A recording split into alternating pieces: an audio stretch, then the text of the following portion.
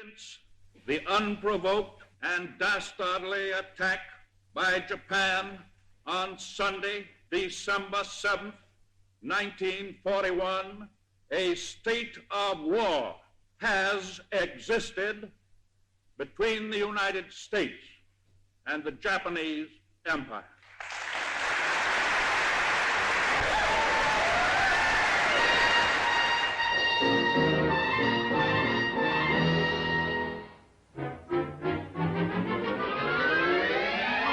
Cock-a-doodle-doo, please.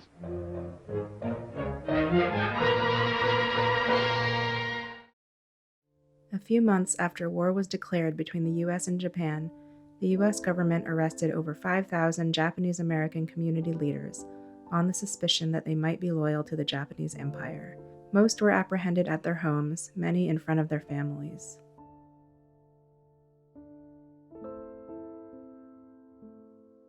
Apparently they came very early in the morning, and my mom went to answer the door, and they kind of shoved her aside, not brutally, but shoved her aside, and then they kind of just stormed the house and shook my father up, made him get up. It was on my sister's 11th birthday. Next thing you know, I see two strange men bursting into our room. They didn't say a word, but they went through our closet, sticking their hands into all of our little dresses with pockets.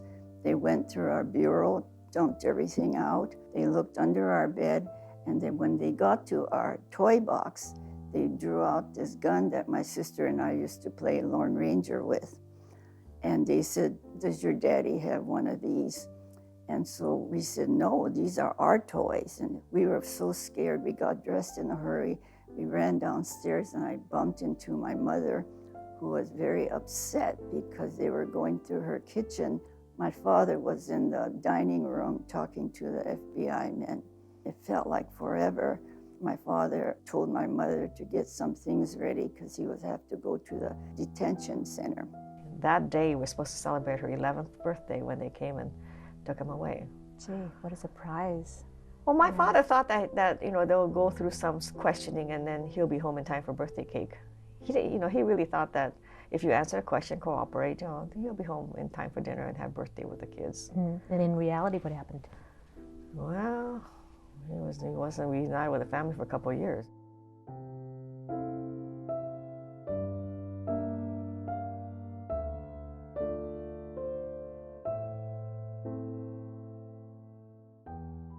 I think the day that he left Seattle, my mother had a choice of either saying that he left or for us to go down there to the King Street station to see him leave. And I guess she felt that she didn't know whether we were going to ever see him again. So she dressed us all up and took us down there. And about the third or fourth truck, we saw him. So Nob and I, he yelled, "Papa, Papa," and he turned and he looked at us and he started walking over to where we were. And we just bombarded him with questions like, "Where are you going, and how come you have to leave us? Can we go with you?"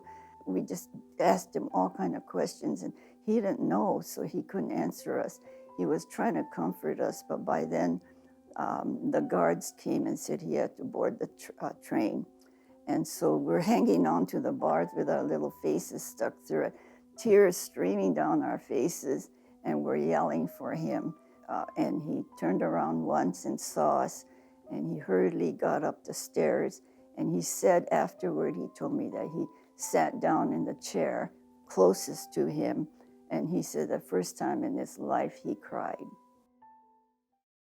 In 1942, the American government incarcerated more than 125,000 men, women, and children of Japanese descent.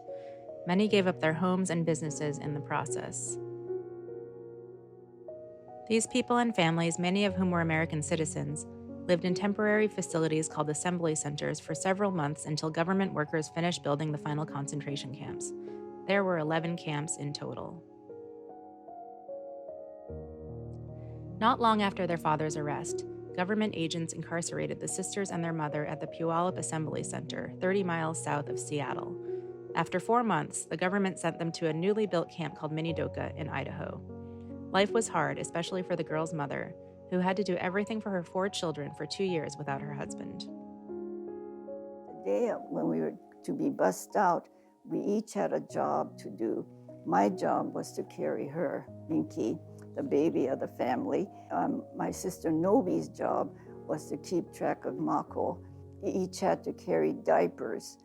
And my arms started to get really tired, and I couldn't lift it anymore, so I was going to ask Nobi to change places with me, but she was running around looking for Mako. Then I thought, okay, my arms are going to die, so I have to ask my mom. So I turned around, and it was a picture that I will never forget. All 90 pounds of her. She had 2 suitcases in each hand with shopping bags all the way up her arm. And she was carrying all of the stuff that my sisters and she was going to need for all different weathers, summer and winter, all of our clothes, all of our eating utensils that we were going to need, all of our blankets, and everything that she felt we would need for, I don't know how long she thought we were going to be in camp. I never felt so sorry for her in my life as that. It really opened my eyes up to how sheer willpower could do it, and she did it for us. The only way the American government would allow the family to be reunited was for the parents to request to be repatriated to Japan if necessary, along with their children, which would give up the sisters' American citizenship. This meant that the family was willing to be traded to Japan for American prisoners of war. Once the parents had signed the document, the government sent the whole family to another camp in Crystal City, Texas. The 2 older sisters and their mother were overjoyed to be with Papa again, but not everyone in the family was happy. And next thing you know, we pull into the campground, and these men are milling around, and we're looking around to see which one is Papa. And then I hear my sisters saying, "There he is, there he is." And I'm looking around, I see nobody that looks like this distinguished man in this picture. And when he finally comes to the window and he talks to my sisters, I'm thinking, this is my father? I was so disappointed. Because you're about 7 years old? I think so, and yeah. you haven't seen him for maybe 2 years? And I don't recognize him. I do not recognize him. And my kid sister was scared of him, ran away from him. I was too big to run away from him. I wish I could have. I mean, I didn't like this man. Mako was very close to her father before the FBI took him away, but distance, time, and the stress of incarceration took a toll on their relationship. The sisters did not know what their papa endured during the years he was separated from his family. He never talked about his imprisonment. The trauma of their separation had an impact that would take many years to heal, especially for the 2 youngest sisters, Mako and Minkie. In my quiet little world, all of a sudden, this man that I don't even know plunked himself into the middle of it, and I resented it. I felt really sorry for my father, being that he's especially child-oriented, and Minkie was terrified of him, and we couldn't blame her because he was a stranger, and she really didn't know him. So it took a long time for them to bond. As I think I was in high school before I really decided that I liked the man. And of course I grew to love him, but it took me a really long time to get used to him. After the end of World War II, the United States government closed the camps. Kai, Nobi, Mako, Minkie, and their parents eventually returned to Seattle, but their lives were not the same as before their incarceration. Papa never was hired for the same kind of position he had before the war, so they didn't have as much income as they had in the past. All of this happened to the family and thousands of other families because of the U.S. government's fear and distrust of Japanese Americans.